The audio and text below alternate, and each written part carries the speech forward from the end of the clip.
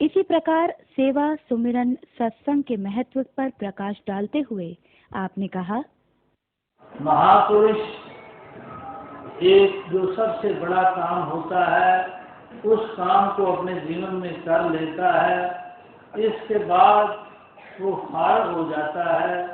उसको ऐसा ध्यान नहीं होता कि अभी कुछ और मैंने करना है, कोई और बात मेरी बकाया है, क्योंकि वो असल काम कर लेता है।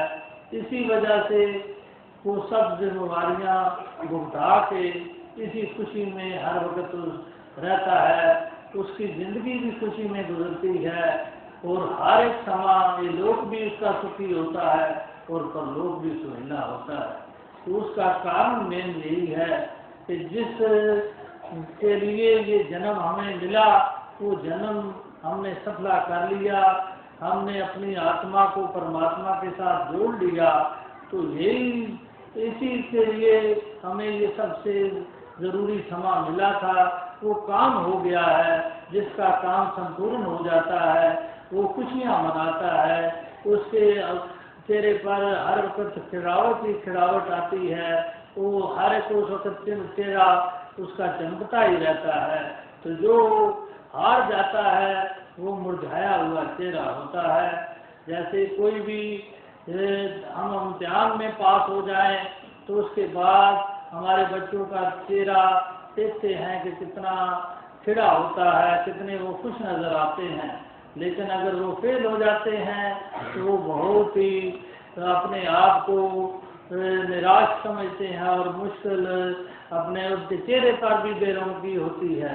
इसी तरह गुरुमुखों को ये जो सफलता प्राप्त हुई है तो इस सफलता की वजह से ही आज इनका तन भी नाच रहा है, इनका मन भी नाच रहा है और इनका हर एक रोम रोम हर एक जगह से ये खुशी टपक रही है। तो इस खुशी को हमें अभी और कुछ नहीं करना, अभी बरकरार रखना है। इस खुशी कैसे हमारी बरकरार रह सकती है, उसका ढंग सीधा ही है सेवा, सिमरन और सत्संग। हम सेवा करें, हम गुरुमुखों महापुरुषों की तन करके, मन करके, धन करके सेवा करें। एक तो सबसे बड़ी उसकी कुंजी ये है, यही सबसे बड़ी पहला राज है। और दूसरी बात सिमरन, ये ध्यान करना कि ये अनुसंग परमात्मा हमारे साथ है। ये गुरुमुखों महापुरुषों का ध्यान आना कि ये महापुरुष हमारे से श्रेष्ठ हैं, इनकी कदर और महिमा करनी, ये भी सिमरन में होता है। ये नहीं कि हम ऊपर से तू निरंकार का सिमरन करते रहें, तो जब कोई महापुरुष सामने आए उसकी निरादरी कर दें, उसको ऊंचा नीचा कहें, तो इसमें हमें वो लाभ नहीं मिल सकता। मान बात और कर्म करके ही भगत बनना है, उसी से हम सही लाभ उठा सकते हैं। वो सिमरन का सही भाव यही है कि हम एक तो इस निराकार परमात्मा की आराधना करें और दूसरा इन गुरुमुखों महापुरुषों को हर वक्त बड़ी खुशी से और बड़े ही मान से, बड़ी वड्याई से इनको पेश आएं और इनका आदर करें। चाहे छोटे से छोटा भी बच्चा हो, जैसे हमारे हाथ उनके चरणों की तरफ लपट पड़ते हैं, सिर झुक जाता है, इसी तरह हृदय भी झुका रहे। तो इसी से ही हमारा सही मायनों में सिमरन होगा। अगर हमारे कर्म कुछ और होगा, हम सिमरन कुछ और इस तरह से कर रहे होंगे, उस सिमरन का भी विशेष लाभ नहीं होता। ये दातार अंग संग है और कट कट की जानने वाला है।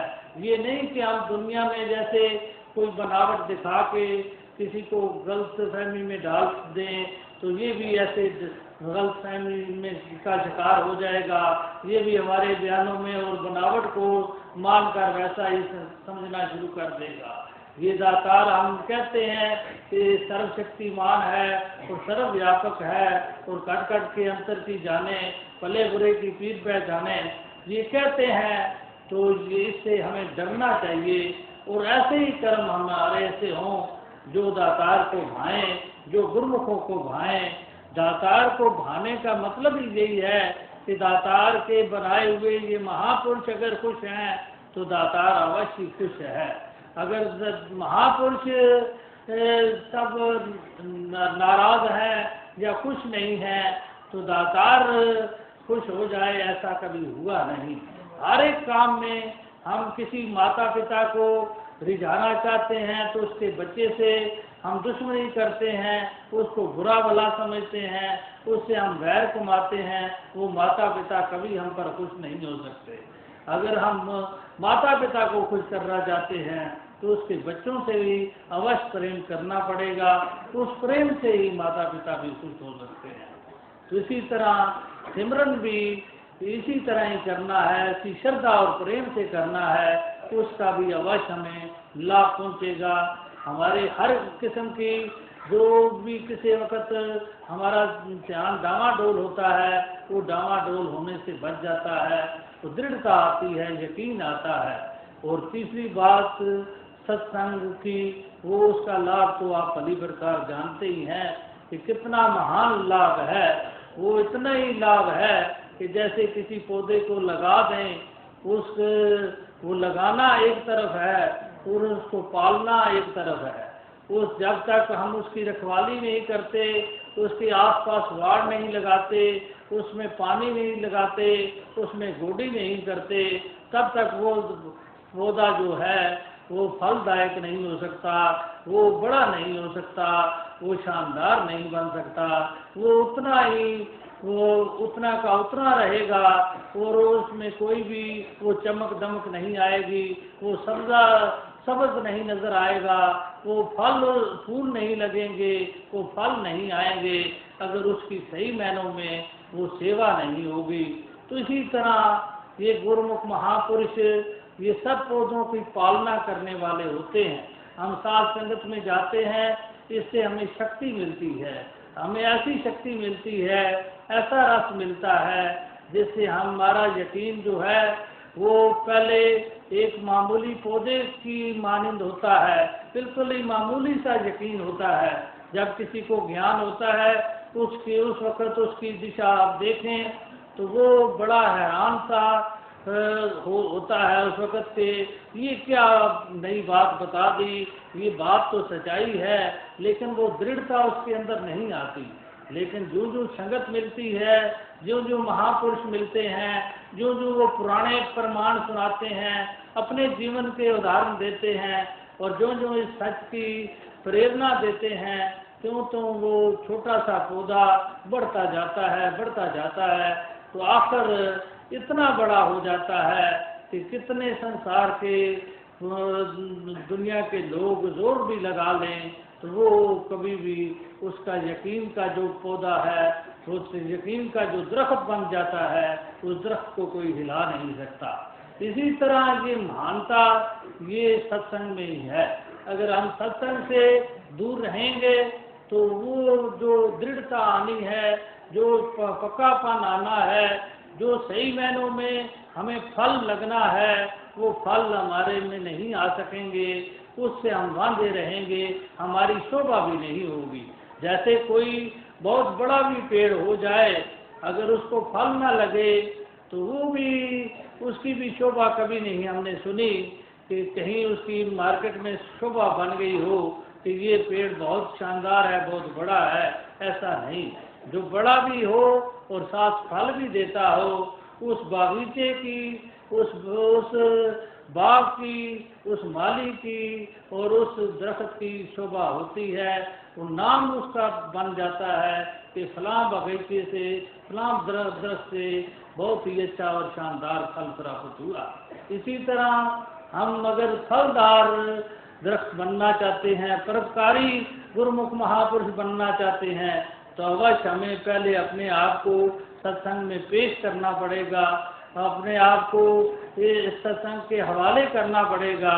अवश्य हमारे में भी वो फल, वो गुण अवश्य आ जाएंगे और जिससे हमारी शोभा होनी शुरू होएगी। और किसी तरीके से ये शोभा होने वाली नहीं, सिर्फ जिक्रों से, सिर्फ व्याख्यानों से या सिर्फ गीत गाने से या सिर्फ और बातों से ये शोभा नहीं हो सकती। आप इस सत्संग में देखते ही रहते हैं कि विचारवान या दुनिया के बहुत व्याख्यान करने वाले तो दुनिया में बड़े लोग मिलते हैं, बड़े बड़े विद्वान मिलते हैं, लेकिन वो यहाँ टिक नहीं सकते, वहाँ यहाँ पर वो चमक नहीं सकते। उसका कारण एक ही होता है कि उनके अंदर अभिमान होता है, अहंकार होता है। अहंकार से इस साध संगत में किसी को भी कोई मान वड्याई या ऐसी शोभा नहीं प्राप्त होती। तो जैसे जो फलदार दरख्त होते हैं वो हमेशा झुक जाया करते हैं, फल का जब बोझ पड़ता है उनकी टाहनियाँ झुक जाया करती हैं। जिन पर फल नहीं होता वो ऊपर की ऊपर बढ़ते जाते हैं। इसी तरह अगर आप सही मायनों में परोपकारी बनना चाहते हैं, अपना भला भी करना चाहते हैं और संसार का भी भला करना चाहते हैं, तो आप इन बातों को अपनाएं, ये सत्संग, सेवा और सिमरन को अपनाएं। इसी से ही हमारा ये लोक भी सुखी होगा और परलोक भी सुहेला होगा।